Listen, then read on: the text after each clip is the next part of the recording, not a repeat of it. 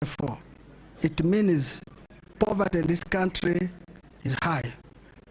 I heard President Museveni talking about GDP. I heard him talking about poverty reduced in Uganda, but those are numbers which are disputable.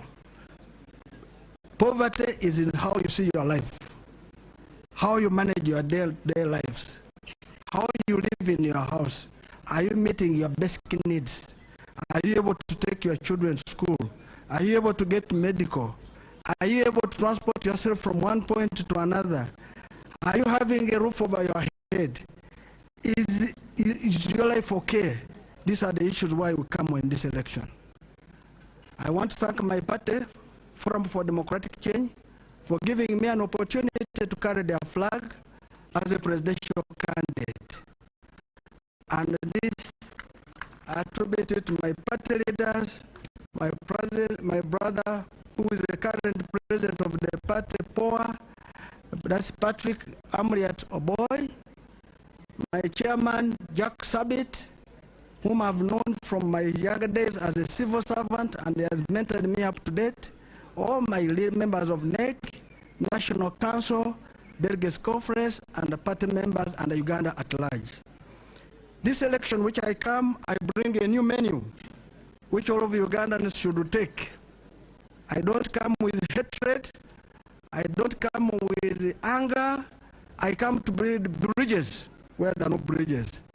I come to repair bridges where are broken. 40 years down the road, President Museveni has done what he can. The remaining period, he can't do it. It needs a new blood to fix it. And I'm asking people of Uganda, this is an opportunity for you to allow new blood in Nandala Mafavi to fix this country for you. This country, our youth are suffering. Poverty is on the increase with the youth. The youth are taking marijuana. 1 p.m. He requested that he be allowed to report at 1 p.m. So we shall proceed to have the next aspirant at 1 p.m. We thank you. I think Julius, can you, where's Julius? I think our guests, please be comfortable, keep around.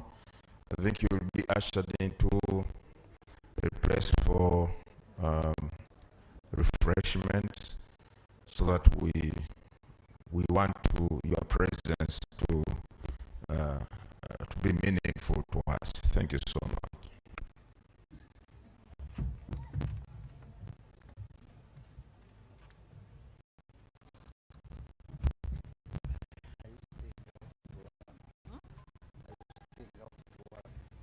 Staying here.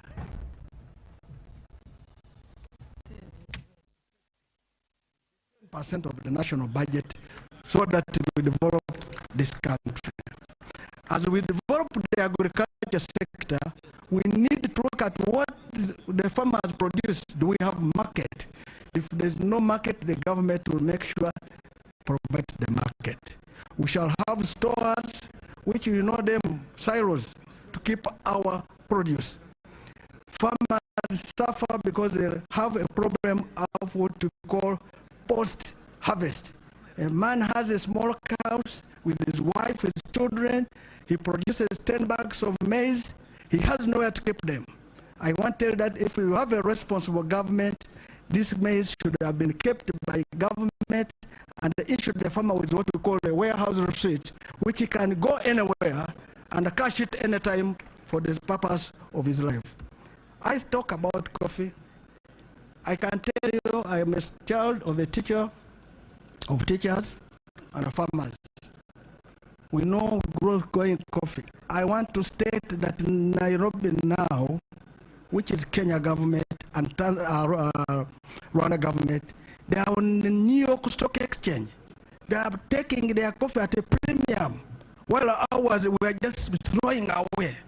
You can imagine a Senate government to allow our Ugandan coffee to go at a cheaper rate instead of going at a premium. I want to implore all of you to to check the New York board, you will discover that the Kenya coffee, which has poor quality and Rwanda, is going at a higher price compared to ours. And that's why they come here to buy ours for purpose of going to brand theirs instead of us getting the highest premium. As a president of your country, if you give me the mandate, coffee, which is the leading foreign exchange earner, which was one of those which brought independence in Uganda, will get the best treatment, and you will get value for this country. We intended to revamp, and I don't know, of course, I can say revitalize cooperatives. I am a chairman of this cooperative union, the only surviving one. There is no country which can develop without cooperatives. Leave lip service of talking about cooperatives. You must have cooperatives which work. I want to tell you, I come with experience in the cooperative world. I will ensure cooperative societies work. And when the cooperative society works, it will ensure that the people of Uganda, who are those lower side people, will earn lives. And that's why I say I come with experience to make sure that all original cooperative societies are revitalized, start functioning for purpose of helping our poor farmers to earn a living and put money in their pockets. This one is a sure deal because you are dealing with a person with experience, and I come with total experience in that area. Of course, all of you know this cooperative union, when we came, was dead, was on its knees. Now it's the growth of the region, and that's why you go to Wajisu, you're having people putting up iron sheets or tiles or buying cars, doing good life better to look after themselves. We intend to ensure that we have money at the village level. All of you know, we launched a manifesto, which is now being copied by some party members and some members of other parties, including the president of this country, because our manifesto was the first to be launched. It's the best manifesto, and I implore every Ugandan to read it. And one of the pillars there, of course, we talk about employment. We talk about strategic investment. We talk about human capital. We talk about special interest. All these are embedded, the 5 pillars, in our manifesto. I will talk about a few in a summary so that you know what type of manifesto we have. In village level, we intend to have money at village level. Every village will have 100 million shillings every year. Every parish will have 100 million. Every sub-county will have, those are for the leaders. Going up the district at 500 million. Somebody will ask, where will you get money for a village? Currently, this country is bleeding. Corruption and mismanagement totals 10 trillion shillings. We have 72,000 villages.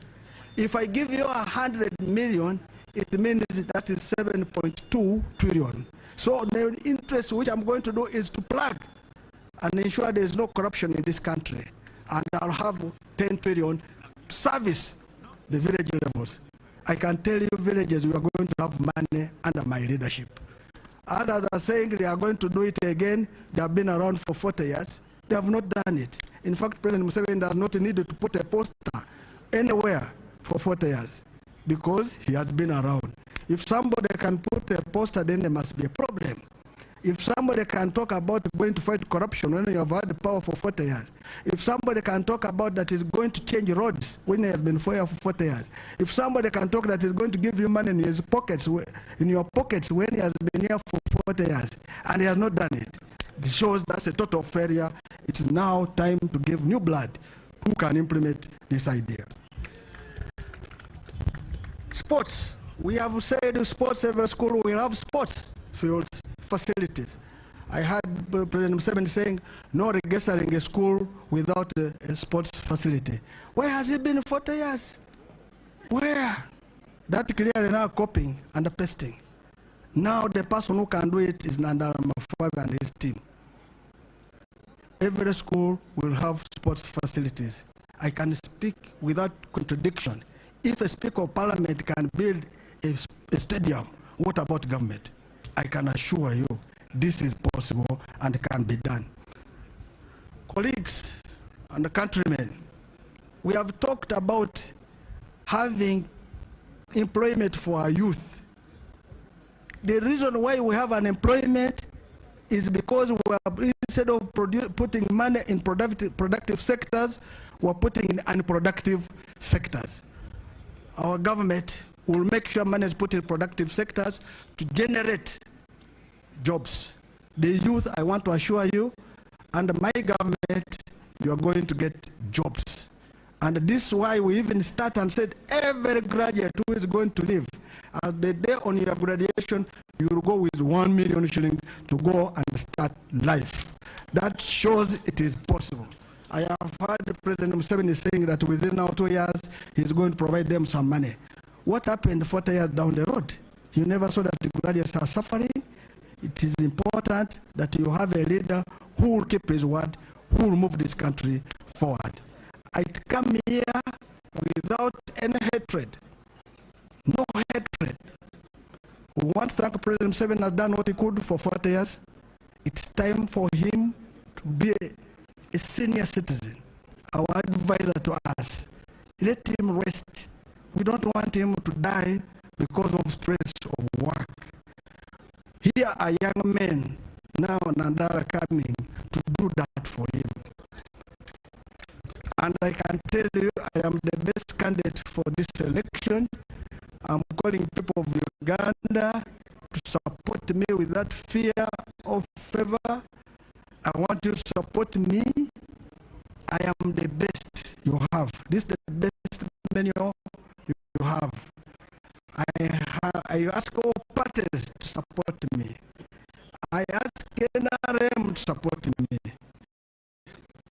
And I can tell you, nobody will be witch-hunted. No. We say thank you. And I repeat, we are going to build bridges where there are not, repair where there are no bridges. Finally, on this leg, we have decided to make our rally at a place called Kampala Road in Butabika. That place is in a slum area. We did it intentionally to tell the people of Uganda that we are aware of your problem. And we are coming here to show you that this problem where you are is what we are coming to solve. It's not that we can also go to a better place like Nachivubo, but we are coming where that rally is to tell you that we are part of that problem and it's time to solve it. And that's why our rally is in Butabika, in a place where people are disadvantaged. And that's why I ask people, you say you want to protect our gains. You want to protect gains of poverty, you want to protect gains of people suffering, or what? The gains should not be for a few, it should be for the entire country. And nobody made an application to God to be born in Uganda. All of us found ourselves here. And that's why we say, I want you to go to a hospital, whether in Kisoro, or Koboko, or Zombo, get equal treatment. That's why we want all regional hospitals now to become referral hospitals instead of having one referral hospital. That's why I'm saying we don't want to do medical tourism where people go to South Africa, go to India, go to Dubai, go to America, to UK for treatment. And those who go are the members of parliament, ministers, or those who can catch the eye of a president. I want you to go to Mbale Hospital and get what you would get in India. I want you to go to our hospital to get what you'd get in Turkey. And this is why we come in, that my grandmother in Zombo, my mother in Kavale, my father in Busia, when he cannot see the eye of a president, should go anywhere and get treatment than looking for favors from those in power. I plead and tell you that this is possible. I can assure the school will be made better and everybody will need education. And you can see Electoral Commission was checking my papers to confirm if I have gone to school. There are people who have not gone to school, not because they don't not like, but because they have not had capacity to do it. We need equal education. We need equal health. We need infrastructure which work for all of us. We need our elderly to be taken care of. We need houses for civil servants like medical facilities. You'll call Mulago Hospital, where there's a building where used to be CML. Those were quarters for junior doctors. I want to ask you a question. Supposing a mother is in Mulago Hospital, going to deliver, and now he must be having a cesarean, be operated on. Our doctor stays in Mukono, who is supposed to work. By the time he comes, will the woman be there? The woman will be dead. Those are things which we say misplacement of planning in this country. I have technical people whom I put ahead. I will respect all the workers, the civil servants, the teachers. There's no teacher who should not be paid equally, whether you did math, or you did chemistry, or you did physics, or you did English, you are the same. We need all these teachers. Mathematics is never taught in Rugisu or Uganda. Mathematics is taught in English. And that means you need a teacher of English so that you are able to understand the math in English. So why would you disadvantage a teacher of English? All these will be resolved and this country will move together. Anyone who decides to start dividing people like that means is dividing the country. This country is disunited. I come here to reconcile it, to unify it, so that when you go to Gulu, you go to Kisoro, you go anywhere, you are treated as a Ugandan, all of you loving each other. So I come as a reconciler, and I'm the one who brings unity in this country. I want elders to be taken care of. I can assure the elders you will have homes, you will have the monthly salary. I will not adjust age so that you say few can get. I will make sure each and everyone is treated equally. Uganda belongs to all of us. One Uganda, one people. Thank you very much, candidate Mafabi Nathan, the FDC flag bearer. I'm going to invite a few questions for the candidate. And I'd love to have two gentlemen and two ladies first. Okay, for the two, any ladies, please? Okay, as they prepare themselves, please. Omuntu yenna boda mbitundu osijja kuzaagala nnyo era osaba n'emmotoka awaggulu ku nnyumba ewamuze ikaala tewali parking awo tewali parking awo naagenda beera bantu ekyokubiri emmotoka zonna mu kisaawe toleeta mmotoka era parking ebyeri n'ekisembayo nja mukiwulirize bulungi You previously worked with the World Bank before we saw you in politics in Uganda. Uganda keeps on borrowing from the G7. What will be your position when you become president? Because our borrowing is too much. Thank you so much. Thank you very much. You can answer. Yes, you can answer. If you have gone to borrow, it means you will pay back and you pay with interest. So Uganda borrows because it has very little to manage their budget. So we have been borrowing to fill the gap of the budget, the deficit. Currently, the figures are beyond 50%. 50% of our GDP. So that means every year we are borrowing 50% of our budget goes to service debt. Goes to service what? Debt. I'm just assuming now at 50. 10 trillion is stolen. 7 trillion is in public administration. At the end, you'll find that the money which remains, which goes for service delivery, is about 10%. This is a big cost to this country. The reason our country is not moving forward is basically because of borrowing and the mismanagement of public resources. So as the president of your country, if you give me the power, number one is to reduce debt. And the debt can be reduced in the following manner. Currently, we have a narrow tax base. And this narrow tax base are the very few people whom we charge every day. And some of you, of course, you are part of the narrow tax base. If you go to buy soap, you pay tax at VAT. If you go to buy sugar, you pay tax at VAT 18%. So in short, instead of buying a kilo of sugar, you buy a quarter because you cannot afford because of tax. And because of that, it costs this country that people don't get enough to live on.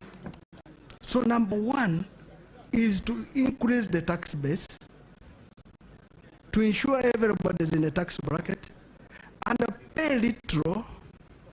At the end it will be more, and you will service the debt, current debt, and don't go to borrow money for non-productive sectors.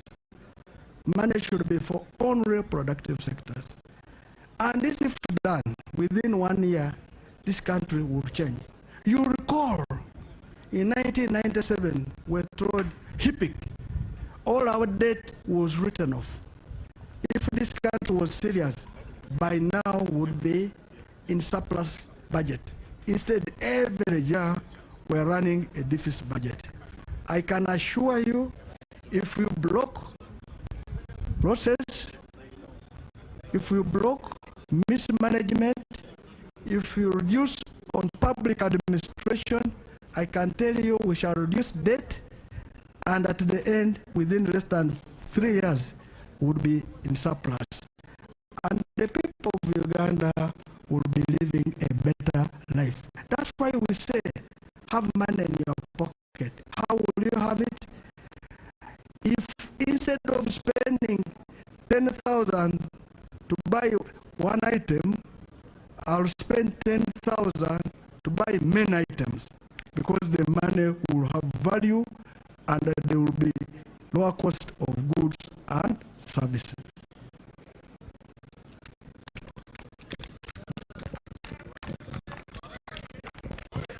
Thank you so much, Mr. President. To be Jethro Kasaiji, I work with UPC about governance and leadership. How do you intend to practically actually empower institutions of accountability, that is IGG, Auditor General, but also Parliament, to fight corruption? Thank you. I think you know that I'm good at that. You are aware of the Chairman Park, where we heard the untouchables to become accountable. I am very good.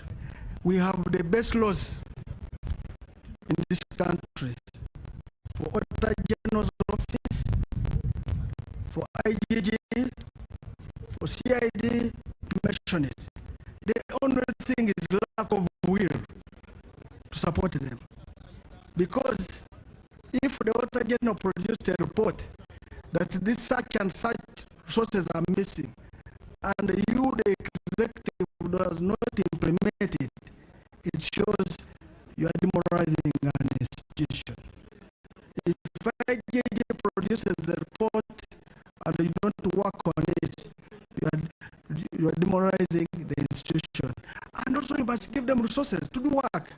It does not mean that you have a dog you are not feeding and you assume it will look after you. It will look after the neighbor who is feeding it. So it is important that these institutions have laws, be facilitated, do work, and whatever they produce, act on it. And you need a man like Nandala to act on such. not the current president, because he has no capacity. Even now, public administration. Let me give an example. Parliament. Our parliament is too big. Too big. We have created many districts, and whenever you create a district, you have a member of parliament who is a woman. You will have LC5 and the local government. Why did we create them? Because of lack of service delivery. People were thinking if they create this, they'll have this. Parliament needs to be reduced. I can tell you this one of the topics some people don't want to hear. I and my team will make amendments to ensure that districts are represented by 2 people only. 1 directly elected member of parliament and 1 for women who represent for purposes of gender sensitive. That's why I have my wife here. For over 30 years we have been together because I'm gender sensitive.